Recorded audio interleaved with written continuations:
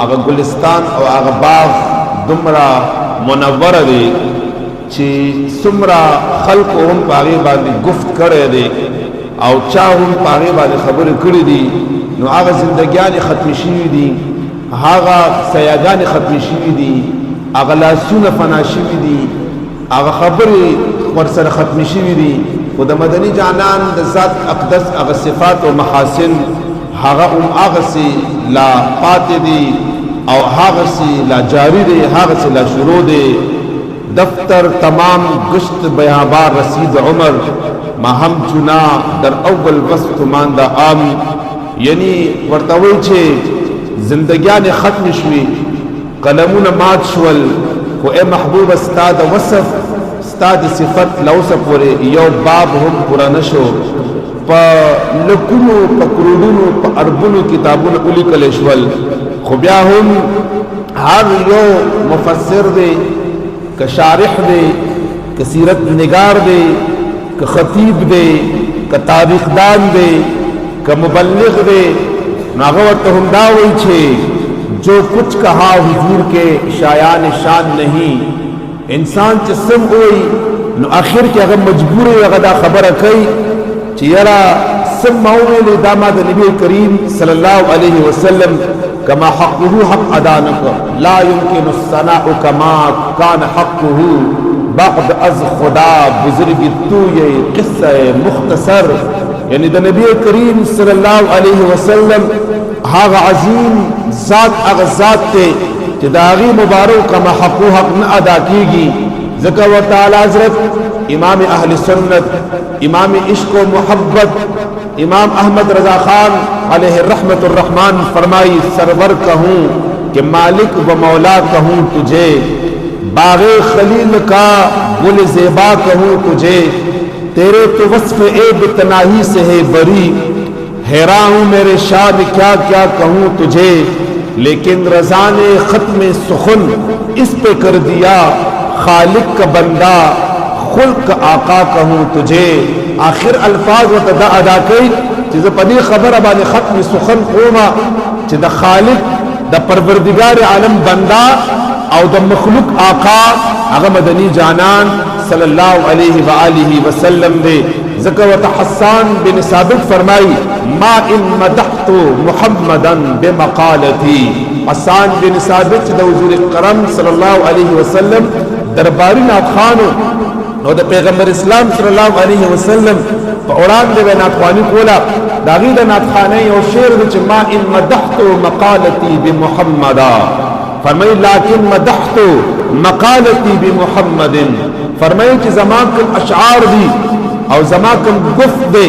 زما کوم سخن دی، زما کوم الفاظ دي، نو په دې الفاظو سره ذات بابرکات امام الانبیاء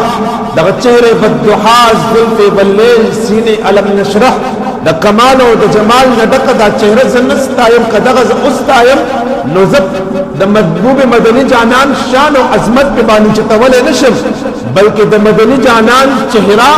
داغي اخلاق داغي کردار داغي گفتار داغي سیرت داغي صورت د هغه مدنی جانان د مبارک د خلین وتی الفاظ چې کله هغه ته جامد الفاظ ورواغوندم او د هغه د مدنی جانان چهره په یاد کم، نو د هغه په وجه ز خپل اشعار په خسته کوما، خپل ناتخوانی په باندې خسته کوما، یعنی خپل ځان په هغه باندې خسته کوما. د وجه نه امام الانبیاء صلی الله علیه و آله وسلم هغه ذات بابرکات دی چې رب کائنات جل وعلا او فرمایل چې رب کائنات جل وعلا په تمام جهان کې محبوب علیہ السلام فرمایي انا اول المسلمین، زد ټولنا اول مسلمان رب کائنات رب کائنات منون کې چې کوم نه غز پیدا کړي ما. او نبی کریم صلی الله علیه وسلم فرمایي قال قتاده رضی الله تعالی عنہ فرمایي چې قال كنت اول الانبیاء فی الخلق واخرهم فی البعث، چې زه انبیاء کې د ټولنا اول دنیا ته د ټولنا اول الله تبارک وتعالى پیدا کړي ما او د ټولنا آخر کې زه مبعوث شوی ما. محبوب خدا خواجه هر دو سرا شفیع روز جزا هاغا پشپنا ہر بے نوا عمیم الجود والعطا عظیم الرجا نبی الانبیاء حبیب کبریا احمد مجتبی شب اسرا حضور پر نور شافع یوم النشور نور علی نور حبیب رب غفور مخزن اسرار منبع انوار معدن اہل بیت اطہار تاجدار ختم نبوت تاجدار مدینہ امام الانبیاء احمد مجتبی جناب محمد مصطفیٰ صلی اللہ علیہ وسلم اغزاد تی چی دا چا شان و عظمت قرآن تورات زبور انجیل 1,40,000 کم و بیش پیغمبرانو بیان کرے رے نن پا دی مختصر وقت کی شان مصطفیٰ بزبان مصطفیٰ چی نبی کریم صلی اللہ علیہ وسلم خپل شان اقدس پا کم الفاظ کی بیان کرے رے اغیبان نظرنا اچوما نبی کریم صلی اللہ علیہ وسلم خپل شان پداس انداز کی بیانی چی انا حبیب اللہ ولا فخرا نبی کریم صلی اللہ علیہ وسلم فرمائی جزد اللہ محبوب ما سوک خلیل اللہ دے سوک کلیم اللہ دے سوک روح اللہ دے سوک صفی اللہ دے لیکن اللہ محبوب میں فرمائی کہ انا حبیب اللہ زد اللہ محبوب ما زد اللہ محبوب ما لیکن ولا فخرا اور بیا فرمائی انا حامل لواء الحمد یوم القیامہ تحته آدم دونه ولا فخرا زوی پورز دا قیامت باندے لواء الحمد تغندا دا شفاعت جنددا دا رب کائنات دا فضل و دا کرم جندبا وی زمان پلاس کیوی او تحته آدم علیہ السلام او دا آدم علیہ السلام علاوہ سمر کائنات و سمر مخلوق چے دے وی دا بدا آغا جندی دلان دے راجمائی لیکن ولا فخرا انا افضل من يحرك حلق الجنة فيفتح الله فيه يدخلها ومعيا فقراء المؤمنين ولا فخرا نبی کریم صلی اللہ علیہ وسلم فرمائی جزا اغ اولنے شخص ما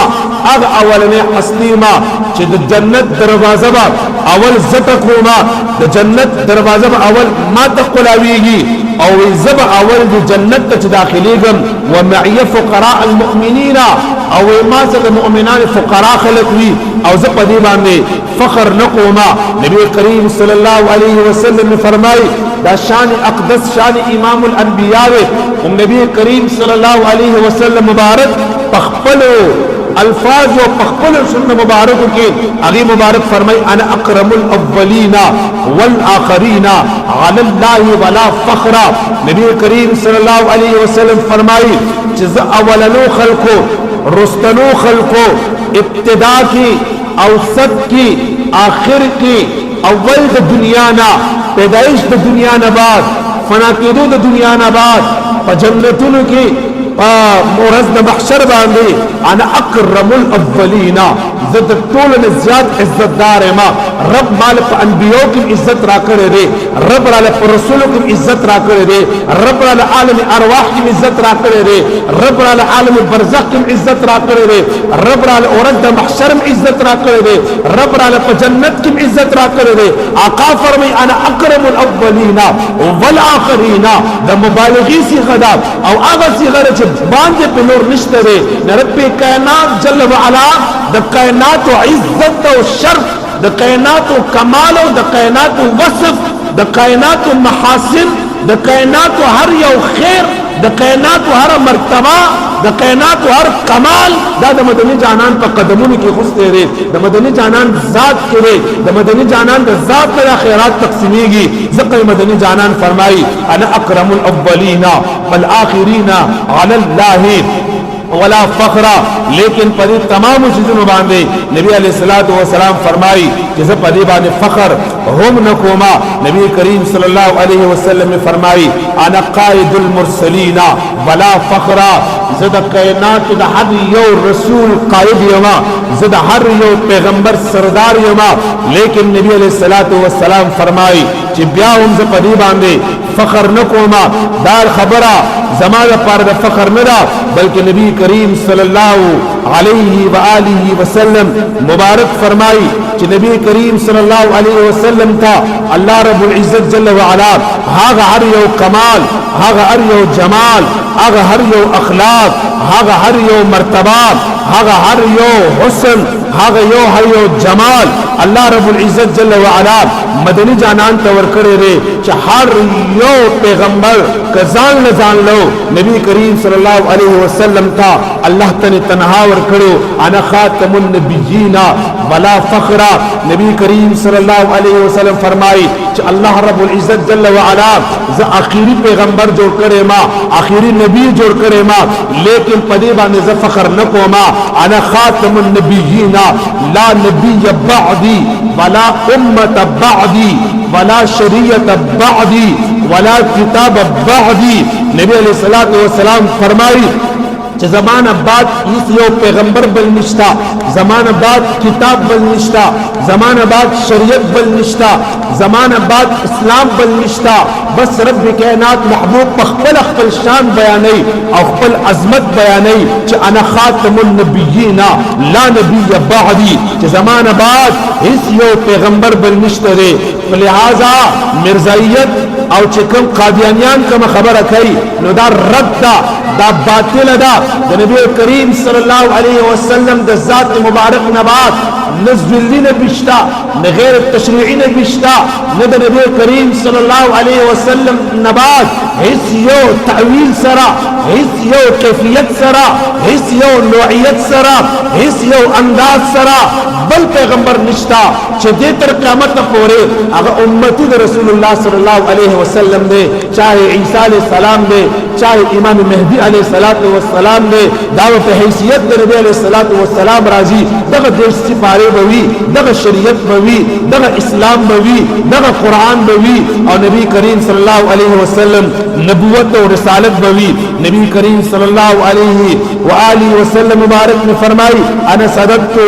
موضع اللبنه وانا خاتم النبیین نبی علیہ الصلوۃ والسلام فرمائی چې زوی د محل هغه اخیری چکما کانه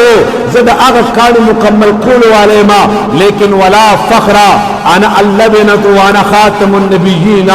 زماغه چکما اخیری پیغمبر اماغه اخیری پیغمبر زیما لیکن نبی کریم صلی الله علیه وسلم فرمای چې ولا فخر نبی علیہ السلام فرمای خپل شان بیانای انا دعوت ابراهیم وبشارت عیسی الله رب العزت جل وعلا محبوب فرمای چې د حضرت ابراهیم علیہ السلام زیما زد حضرت ابراهیم علیہ السلام دعایما حضرت عیسی علیہ السلام زیما انا احمد اقای مدنی جانان فرمای احمد ما احمد هغه چاته ویل شي چې داغه تعریف شوی او داسې تعریف یو شي چې داغه تعریف انتها ته ورسیږي او بیا داغه نه باندې نور تعریف ني نو په کائنات کې یو د الله ذات ته او یو د محمد رسول الله ذات ته چې الله رب العزت جل وعلا هغه چاته محتاج نه دی هغه د چا محتاج نه دی هغه الله رب العزت صفاتو کې هغه صفاتو کې مکمل دی اکمل دی او یو الله رب العزت خپل محبوب مکمل جوړ کړی دی چې صرف د الله محتاج وي او الله رب العزت جل وعلا کمال ته رسول دی نبی علیہ السلام فرمایي انا العاقب والعاقب الذي ليس بعده نبي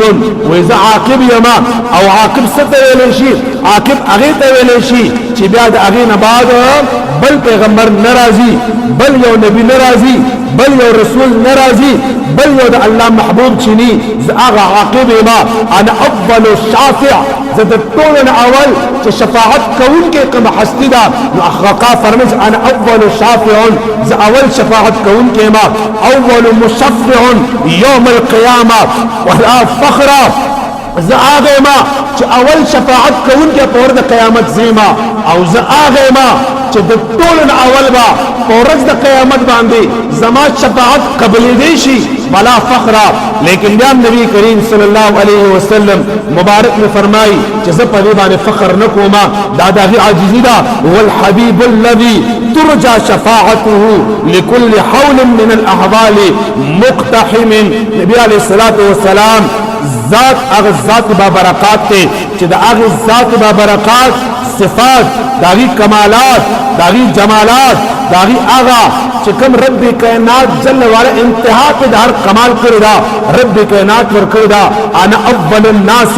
خروجا اذا بعثوا یاد وساتئ چې په ورځ د قیامت باندې کله خلق د قبرونو روزي ورځ د محشر بپاقیږي انا اول خروجا اذا بعثوا زهاغه هستی ما زهاغه پیغمبر ما چې په ورځ د قیامت باندې د ټولو اول با د خپل روز انورنا د تربت انورنا د مزار مقدسنا د هغه گنبد حزرانا چې د ټولو اول په مقدس مکه چې کائنات فناشي کائنات ختم شي ملائک فناشي اسرائیل فناشي جبرائیل فناشي چې کله بیا رب کائنات محشر میدان لګي نو د ټولو اول چې کوم هستی د زمکه نه نمودار کیږي او د محشر میدان ته ځي آقا فرمي ابا اول زما ذات وي زبر او زما وانا قائدهم اذا فقدوا او یاد وساتئ بیا به قائد یما بیا به مرسل یما بیا به نبی ما بیا به شافعی ما بیا به مشفع ما بیا به رب کائنات درگاه تا اول ادیدن کے بیا به زیما انا خطیبهم اذا انصتوا چې کله دنیا خاموش شي نو زب خطیب ما دا کم شان محبوب بیانای اذا انا خطیبهم اذا انصتوا چې کله کائنات بالکل خاموش شي چې کله د آدم علیه السلام نبوت د عیسی علیه السلام پر هر یو نبی نبوت او هغه د اذهبوا الى غیر چغه وای چې بیا جبرائیل امین او میکائیل او اسرائیل بیا لوح او قلم چې د کائنات هر یو شي قتل شي ورځ د محشر شي سقوط شي لله الواحد القهار شي رب فرمای اين المتكبرون اين الملكون اين القاذبون چرته لاړل هغه متکبر خلق چرته لاړل دغجن خلق چرته لاړل هغه بادشاہان خلق او چې کله ټول دنیا خاموش شي محبوب فرمای زباغه وقت خطیب زباغه وقت خبر کوم بیا وقت د امت د پارا د خپل امت د پارا انا خطیبهم اذا انصتوا چې کله دا ټول خاموش شي نو زبر دي طرف نه خطیب جوړېږم زبر دي طرف نه بیا چې کوم نو هغه د پارا خبر کوم انا مستشفعهم اذا احبسوا او چې کله دا ټول رقوشي جنت دروازې بند شي رب کائنات په قهر کی وی خلق ته تکلیف او په غم کی وی نو الله محبوب فرمای انا مستشفعهم زبد دوی د پر شفاعت کوون کې جوړېګم کله چې دی را رقوشي کله چې دی بیا هغه حوصله ختم شي نو زب ورل بیا چې کوم نو صلا ورخوما انا مبشرهم اذا یئسوا چې کله خلق مایوس او ګرځيږي خلق مایوس شي د خپل عملونو وګوري چې منځ بیا نشي خلاصولې زکات نشي خلاصولې روزه نشي خلاصولې چې کله انسان خپل تسبیحات او تهلیلات او تکبیرات نشي خلاصولې چې کله انسان خپل قرآن تلاوت نشي خلاصولې علما به علم نشي خلاصولې خطبا به خطابت نشي خلاصولې قاریان به خپل حفظ نشي خلاصولې هیڅ یو انسان به نشي خلاصولې انسان به مایوس شي انسان به مایوس شي محبوب نے فرمائی انا مبشرهم اذا یئسوا چې کله کائنات مایوس شي زبو ولا زیر د جنت ورکو بیا د خلق ولا زبو ورته بیا چې مایوس کیږي ستاسو پیغمبر شتا ستاسو نبی شتا امام الانبیاء شتا آقا مدنی جانان شتا آقا نے فرمائی انا اکرم ولد آدم على ربي يطوف علي الف خادم كانهم بيض مقنون او لؤلؤ منشور آقا مدنی جانان فرمائی چې د آدم علیه السلام د تمام اولاد وا وېدا بټول زما خادمان زول الله رب العزت ولا ورکړې ما او زمانه با غیر چا پیر پورز د قیامت باندې خادمان داسي وی لکه سپینه اندوي یا چې کوم د نسنګا دا موتیانو بلخلري وی او دا چې کوم نسنګا د لره زنه پرکیږي او یو ګول انداز کې موجود وی وې د غرنګ پورز د قیامت باندې زما عاشقان زما امتیان زما خادمان دا رب کائنات جل وعلا زما خادمان جوړ کړی زب شفاعت کوما او ځان سره به چې کوم د جنت ته داخلوما دای مدني جانان هغه مختصر ترین د ترمذی شریف د مسلم شریف د مختلفو کتبو چې نبی کریم صلی الله علیه وسلم پکې خپل شان اقدس خپل بیان کړی دی نبی علیہ الصلوۃ والسلام شان الله هم بیان کو تورات بیان کو زبور بیان کو انجیل بیان کو رسول بیان کو حجر شجر بیان کو د کائنات هر ذره بیان کو او بیا اتمام حجت شو نبی علیہ الصلوۃ والسلام خپل شان بیان کو کله حسان بن ثابت بیانې کله ابوبکر صدیق بیانې کله علی شریف خدا بیانې کله عثمان غنی ذنورین بیانې او چې شان بیان کړي دي چې کمال بیان کړي دي چې معجزات بیان کړي دي چې عظمت بیان کړي دي بیان کړي انسان دی بیان کړي هغه انسان دی او چا چې د محبوب بیان کړي دی د محبوب کمال بیان کړي دی رب کائنات هغه انسان کمال تر رسولې دی هغه انسان معراج تر رسولې دی ځکه چې محبوب علیه الصلاۃ والسلام د خپل حبیب د قائم مدني جانان په ذکر خیر باندې ډیر زیات خوشاليږي الله رب العزت جل وعلا دی زمونږ د عجبه همیشه د پاره د محبوب مدني جانان په صفت خوانه کې داغي په عظمت بیانولو کې داغي په تکریم بیانولو کې الله رب العزت جل وعلا همیشه لوندې وساتي کم از کم درود شریف دا یو عظیم او خستخولي یو ذریعہ دا چې دا تحفه د مدني جانان ته دا عقای مدني جانان هغه مبارک او رامو فرمایل کمال یو سره تحفه را کول غواړي نو سبب حضرت ابو دردان حدیث دی آقا فرمایل چې زما د پاره زما د امت بهترینه تحفه هغه درود شریف دی آدم علیه السلام چې کله نکاح کېدله بیبي حوا په نکاح یې ورته کوله الله تبارک وتعالى نو هغې د پاره چې رب کائنات کم یو څیز مهر جوړ کړو کتب تاریخ لیکلی دي چې هغه مهر د نبی کریم صلی الله علیه وسلم باندې درود شریف وو نو ټول مسلمانان درود شریف کواړه دي او کلوي دي که علما دي که حفاظ دي درود شریف چې کوم دی دا به ټول وایي درود شریف دا د هر یو مشکل حل پکې موجود دی چرته چا پسې عزت نشته دی الله تعویذ را لو کو الله پیریان دیو الله کاروبار نه خراب دیو الله کور کې می جنگ دیو دا مختلف قسمه مسائل چې دي د دې ټولو مسلو حل درود شریف دی د ټولو مسلو حل د مدني جانان ذات اقدس دی الله رب العزت جل وعلا دی زموږ استادو د دنیا او د آخرت الله کامیابی نصیب وګرځي واخر دعوانا ان الحمد لله رب العالمين